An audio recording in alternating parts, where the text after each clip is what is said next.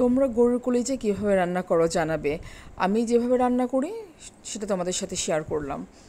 একটা কড়াইতে 1/2 কেজি পরিমাণ সরিষার তেল নিয়ে নিলাম, রাঁধুনি সরিষার তেল।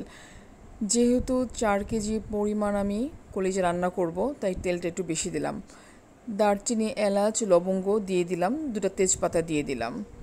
এখন একটু নেড়ে চেড়ে পেঁয়াজ দিয়ে দিব। আমি 2 কাপ পেঁয়াজ নিয়েছি, পেঁয়াজ দিয়ে দিলাম। এখন এটাকে ব্রাউন করে ভেজে আদা রসুন দিব। আমি কলিজাগুলোকে আগে থেকেই হলুদ আর লবণ দিয়ে সিদ্ধ করে রেখেছি, কারণ কাঁচা কলিজা রান্না করলে যেটা হয় রক্ত বের হয়, সেটা আমার একদম ভালো লাগে না। পেঁয়াজটা ব্রাউন কালার হয়ে গেলে আমি 3 চা চামচ আদা রসুন বাটা দিয়ে দিলাম। এখন আদা রসুনটাকে সুন্দর করে ভেজে একটু পানি দিয়ে দিব। আদা রসুনটা ভাজা হয়ে গেছে, এখন একটু পানি দিয়ে দিব আমি।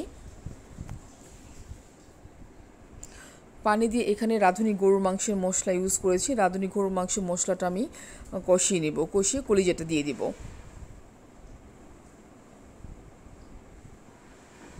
দিয়ে দিয়েছি লবণ। এখন সুন্দর করে নাড়াচাড়া করে ঢেকে দিব।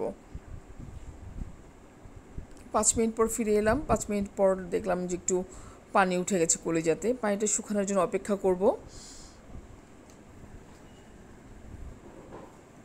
আমি সিদ্ধ করার সময় লবণ দিয়েছিলাম, তাই অল্প লবণ দিয়েছি। তোমরা টেস্ট অনুযায়ী লবণ দিয়ে নিবে। ঢেকে দিলাম একটু সিদ্ধ হওয়ার জন্য। আমার কলিজাটা কষানো হয়ে গেছে, কলিজা থেকে তেল উপরে উঠে আসছে।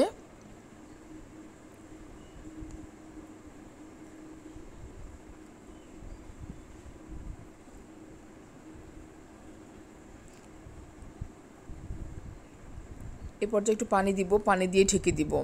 অল্প পানি ইউজ করবো, যেহেতু কলিজাটা আগে থেকেই ভাপে সিদ্ধ করা ছিল। এখন একটু পানি দিয়ে জাস্ট নেড়ে চেড়ে একটু সিদ্ধ হওয়ার জন্য দিয়ে দিব।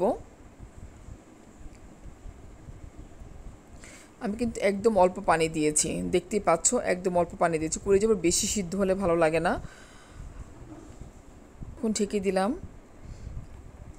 একটি কড়াইতে আমি আলু ভাজতে দিয়ে দিলাম। আমি কলিজাতে আলুটা ভেজে দেই, ভেজে নেওয়ার পর কলিজাটা আমি ঢেলে দিব এখানে। আমার কিন্তু কলিজা রান্নাটা হয়ে গেছে প্রায় অলমোস্ট। এখন 4-5টা কাঁচামরিচ দিয়ে দিব, দিয়ে দিব জিরা গুঁড়ো। কাঁচামরিচটা দেওয়া হচ্ছে জাস্ট স্মেলের জন্য, যেন স্মেলটা সুন্দর আসে। এখন কাঁচামরিচ দিয়ে কিছুক্ষণ নেড়ে চেড়ে আমি জিরা গুঁড়া দিয়ে দিব। আস্ত জিরাটাকে ভেজে তারপর গুঁড়ো করে নিয়েছি আমি।